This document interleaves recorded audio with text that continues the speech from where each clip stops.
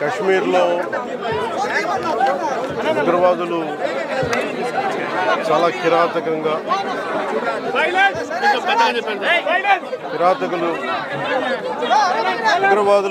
కశ్మీర్ ఉగ్రవాదులు చాలా కిరాతకంగా టార్గెటెడ్ కిల్లింగ్ చేసిన విధానం అక్కడ తూటాలు పేలితే దాని ప్రకంపనలు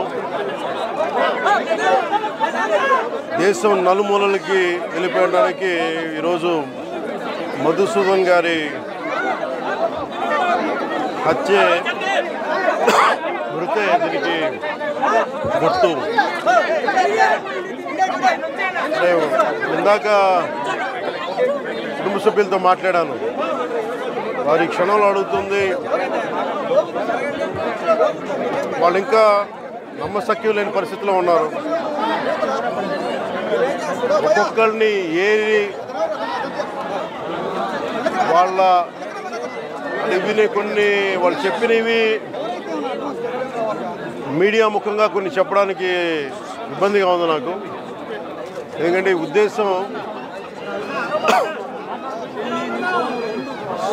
వాళ్ళ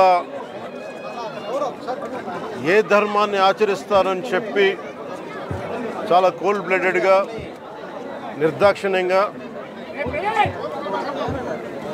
చంపేశారు. అది అన్నీ నమ్మి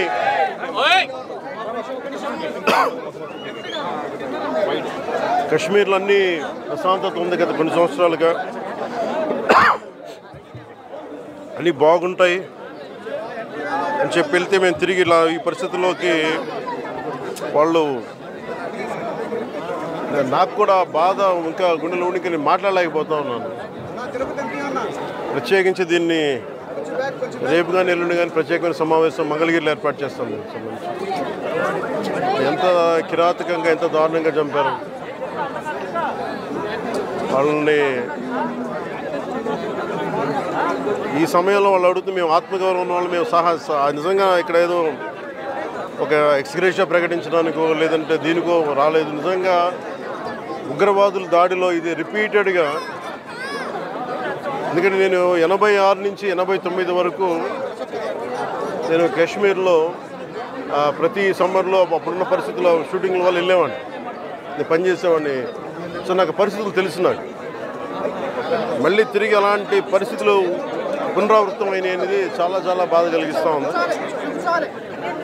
కొన్ని అంశాలు ప్రత్యేకంగా ఆవిడ తెలియజేశారు. వారి అమ్మాయి కానీ వారి అబ్బాయి కానీ వాళ్ళ పడ్డ క్షోభ చాలా చాలా వివరంగా తెలియజేశారు. ఎంత సాడిస్టిక్గా, ఎంత మెథాడికల్గా, కోల్డ్ బ్లడెడ్గా చంపేశారు చెప్తుంటే అసలు ఆ కడుపులో బాధ ఉండలు చుట్టుకుపోతాం. అందుకని ప్రత్యేకించి ఈ సందర్భంలో కాకుండా సమయం అవుతుంది అన్నారు. అందుకని ప్రత్యేకించి మళ్ళీ నేను మంగళగిరిలో ఒక మీడియా సమావేశం ఏర్పాటు చేస్తున్నాను. రేపు కూడా వైజాగ్ వెళ్తున్నాను. వెళ్ళి వారిని కనుక్కొని ఒకసారి ప్రభుత్వం అన్ని రకాలుగా భరోసా ఉంటుంది, అది మీకు తెలిసి చెప్పక్కర్లేదు, ఖచ్చితంగా చేస్తాం, సందేహం లేదు. కానీ ఇది more than ex gratia, more than డబ్బుల కంటే కూడా బాధలో మీకు తగిలిన ఈ వచ్చిన ఇబ్బంది కానీ, ఈ గాయం కానీ, అంటే మనిషి చనిపోయారు కానీ ఈ జ్ఞాపకాలు చిన్నపిల్లడి ముందు జరిగింది, కూతురు బిడ్డ ముందు జరిగింది. ఇది మట్టుకు ఇది భారతదేశం ఎప్పటికీ మర్చిపోలేదు. భారతదేశం ఎప్పటికీ మర్చిపోలేదు. ఉగ్రవాదులు ఎక్కడున్నా సరే నిర్దాక్షిణ్యంగా ఏరియా. మన కనికరం ఎక్కువైపోయింది, మంచిదనం ఎక్కువైపోయింది, అంతే. మనం నిర్దాక్షిణ్యంగా ఏరియాలి.